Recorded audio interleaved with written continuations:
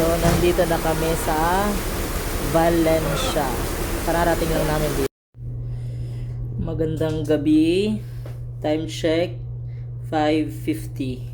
So, kararating lang namin ng accommodation namin ngayon. Nasa Valencia, Bukidnon na kami. 'Di ba parang ang dami kong alam pero sama na ako sama. Valencia City. Itong dalawang to talagang nag-book. Yan, nag-struggle pa kami sa paghanap ng room. Sila pala. Kasi yung una namin pinuntahan, actually nakahanap na agad. Kaso late na namin nalaman na sira pala yung elevator, tapos nasa third floor pa. So, okay lang sana kung naka-backpack lang kami, pero hindi, may mga maleta kaya no, hindi pwede. Naghanap na kami ng iba. Ngayon nandito kami, wala pa ring elevator pero nasa second floor lang. Kami nag-assist. Better naman kaysa dun sa dati. So yan, kararating lang namin. Tapos, kararating lang namin ng room. Aalis na agad kami. Pupunta na agad kami ng Robinsons. Doon na kami siguro magdi-dinner. Robinsons place again. But this time, we are in Valencia.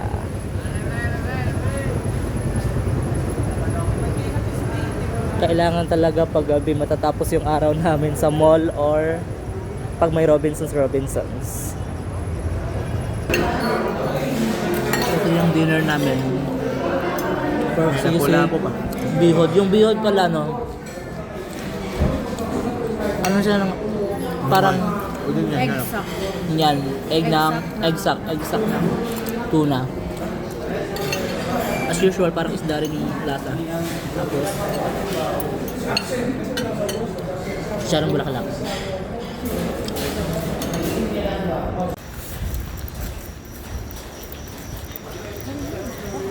Time check 8:51. Pabalik na kami ng hotel. Medyo maambon. Naglakad na kami papuntang hotel kasi dumaan kami ng 7-Eleven.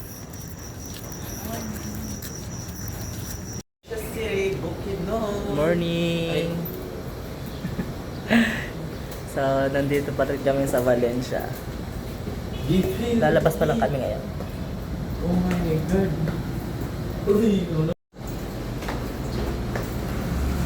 Lalabas pa lang kami. Jollibee. Pero sa Valencia. Welcome. Sa mga gustong pumunta sa Davao, ayan po. Balik. Nawawala ang tornilyo ng tripod.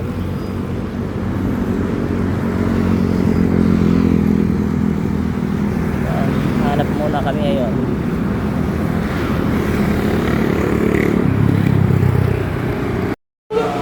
Breakfast kami ngayon sa Jollibee. Beef tapa kay Aika, Joey, burger steak. Tapos corned beef naman sa akin.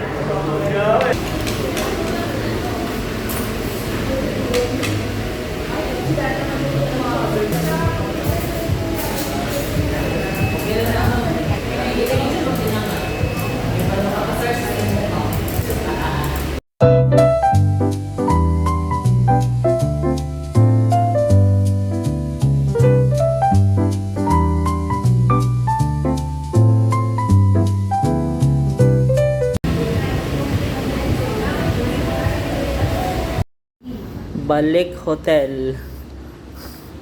May pupuntahan sana kami ngayon kaso nga lang ang mamahal ng mga ng rate. Mga habal. Ang mamahal ng rate ng mga habal. Habal dito. So Balik Hotel na lang kami.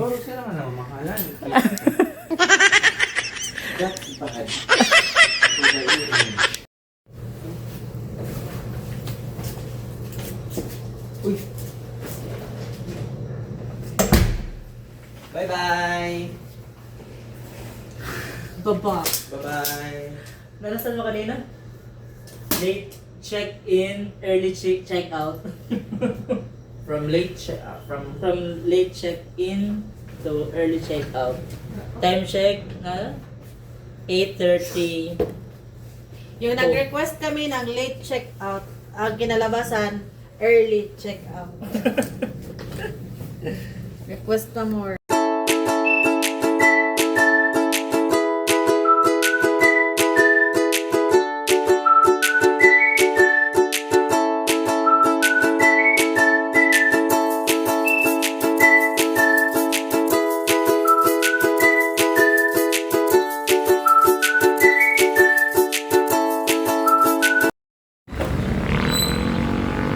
So yun, nag-book na lang kami ng car kasi mas mahal sa habal-habal. Hello guys, so andito kami ngayon sa Mount Anahawon, dito sa Valencia, Bukidnon. So ito yung view dito. Kung mas maaga sana kaming dumating, siguro mas ano pa yung yung clouds. Kasi yung naabangan namin dito is yung sea of clouds eh. Pero maganda rin naman. As in. Ganda oh. Wow.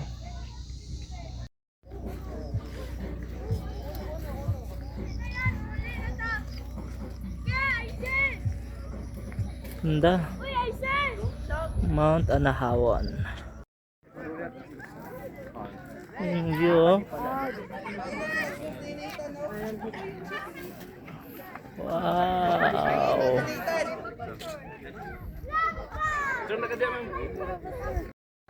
Dito pala yung glass walk. Ayan o.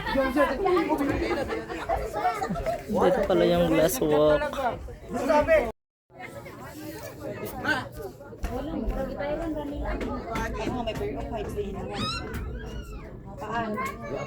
Sa 0.5, 1, tanan. Ansayo nga picture na, reflect siya na.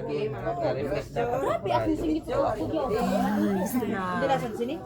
Mount Anahawon.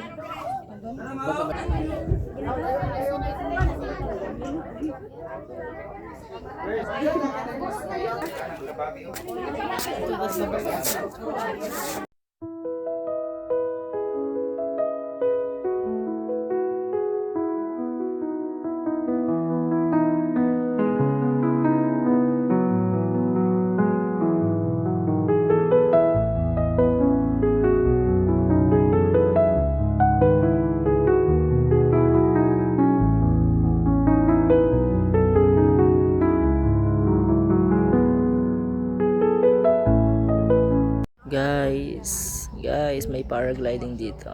Ayan no. Maganda sana mag-try kaso ang mahal. Pero feeling, sabi daw nila may promo daw ngayon 50% off.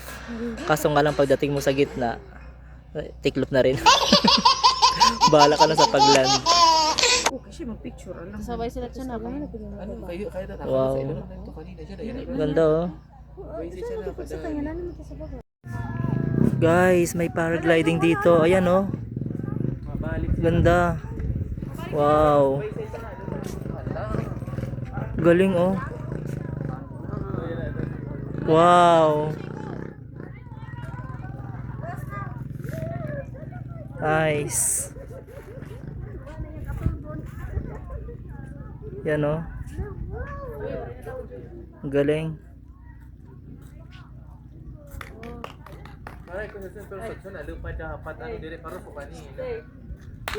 Ganda. Yan oh. Galing, kanina pa yan. Pero feeling ko mas mahal to kasi may drone. Nag-avail siya ng drone.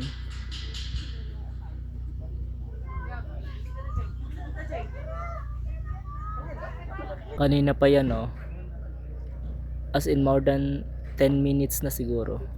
Baka nga 20 minutes na eh. Tagal na. Yan, maglaland na. Go pa. Grabe, sulit yung bayad.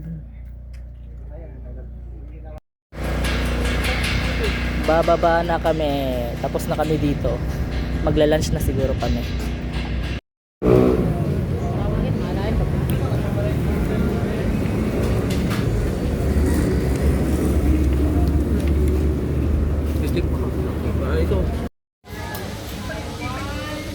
Guys, nasa Lake Apo na kami.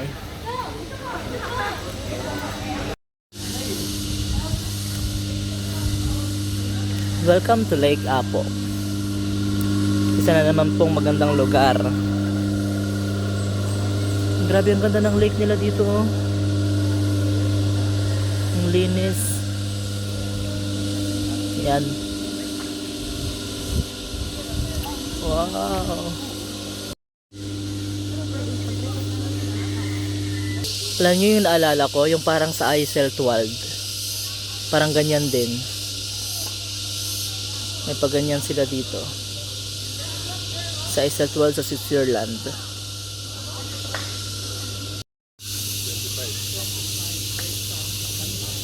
Ayan na, baka malito kayo sa Mindanao to.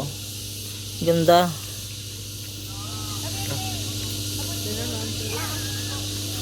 Sobrang linis ng tubig. Diba ako nag dire ko kako.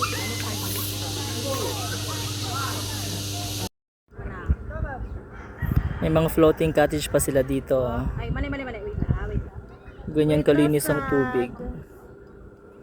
1, 2, 3.5.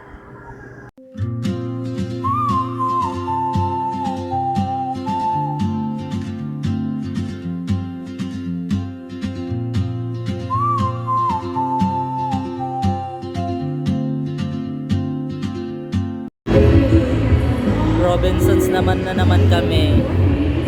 After sa Lake Apo, diretso na kami dito. May ano pa lang ngayon dito, may event, cultural show pa lang ngayon. Tapos after namin dito, balik na kami ng CDO.